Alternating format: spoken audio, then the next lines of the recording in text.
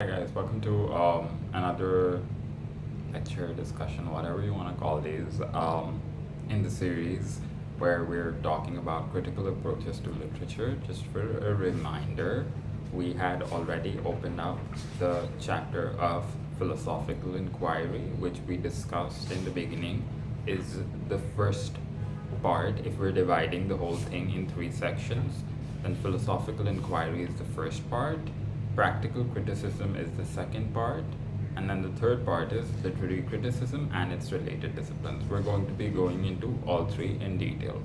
Now, when we spoke about philosophical inquiry, we spoke about the fact that firstly, it's important to understand the Platonic dilemma for philosophical inquiry. We discussed what the Platonic dilemma is, and then we spoke about the need to be able to develop major critical questions for philosophical inquiry. Now, within that, of course, we discussed certain things. The questions need to be normative and not descriptive. The answers can perhaps be descriptive, all of that stuff.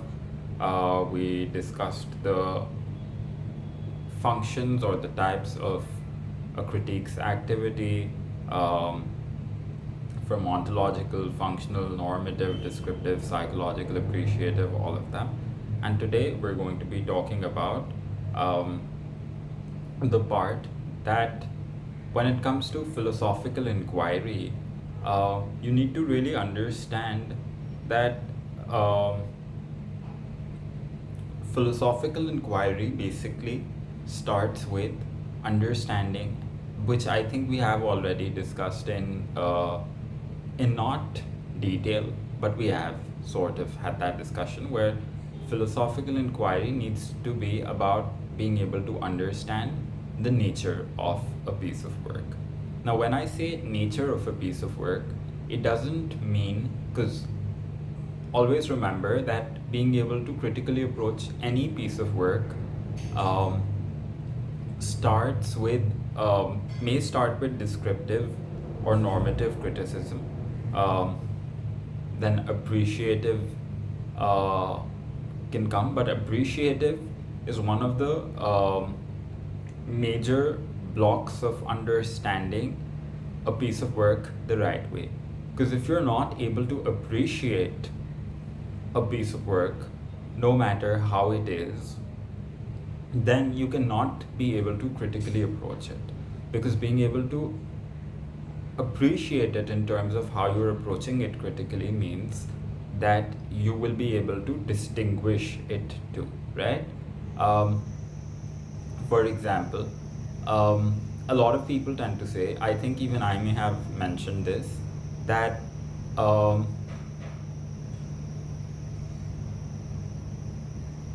50 Shades of Grey is a Twilight fan fiction. Twilight is inspired by Wuthering Heights. Now, that statement in itself diminishes the value of 50 Shades of Grey as well as of Twilight.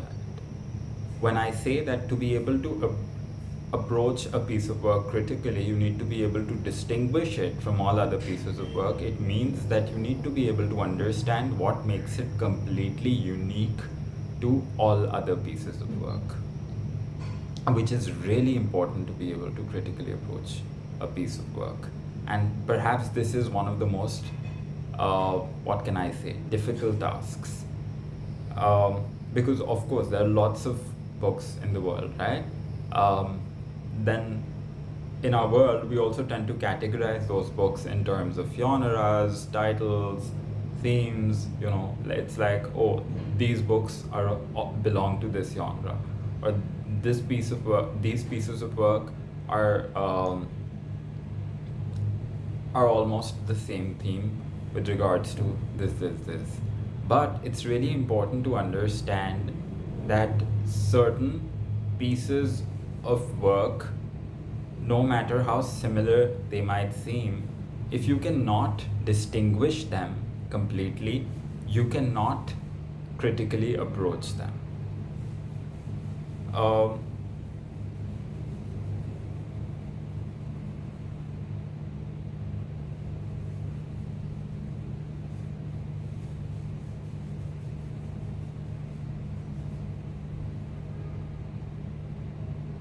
Of course, when it comes to being able to distinguish a piece of work, um, the answer or the understanding will vary from person to person, generation to generation. For example, right now we spoke about 50 Shades of Grey, right?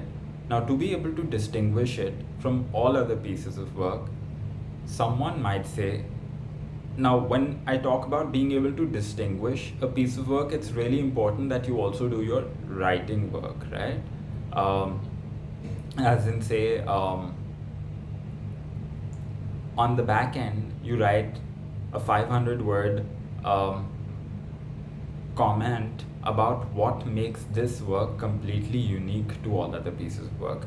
But just for the purposes of this lecture or discussion or whatever you would want to call it, and to help you guys understand, um, say 50 Shades of Grey, I say, is a book that talks about um,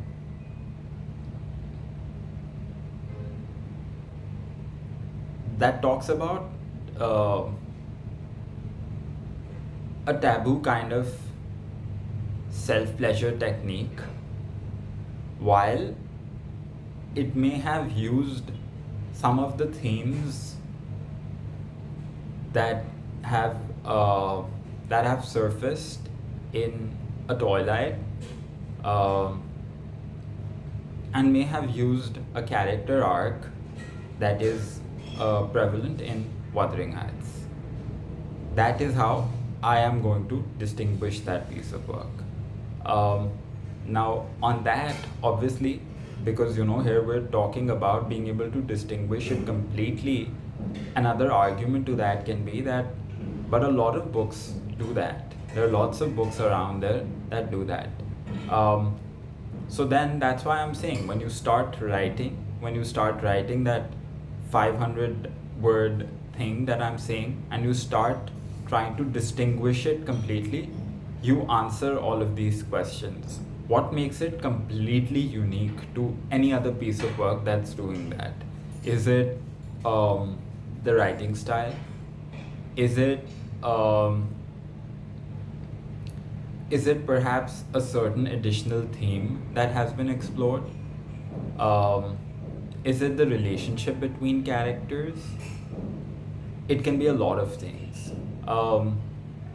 But that's why the back end work is really important. Um, then,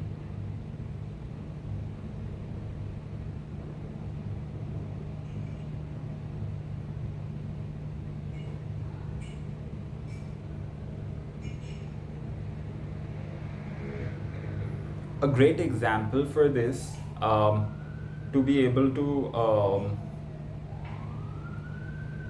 understand what I mean when I say inquiry into the nature and value of imaginative literature, a great example of this can be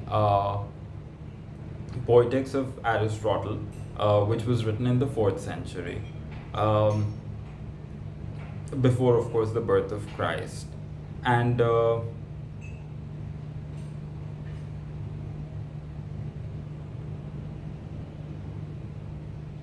And obviously, the version that we have today perhaps is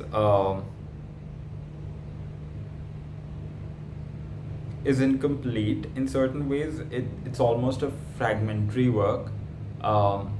It was even back then, but when you read Aristotle's definition of literature in it, it brings out certain special differentiating qualities and demonstrates its function and assesses value in terms of that function, while vindicting it against those who consider it useless or immortal, right? Because when it comes to literature, there are lots of